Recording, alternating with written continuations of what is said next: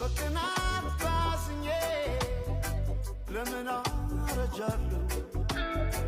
የሰው ቤት ሳላይ የራሴ ኖራለሁ ሲከፋኝ አንዳንዴ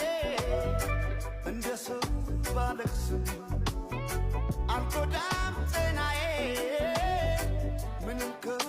አይብስም አትቀደምምና ምኞቱን ለናት ተጓዥ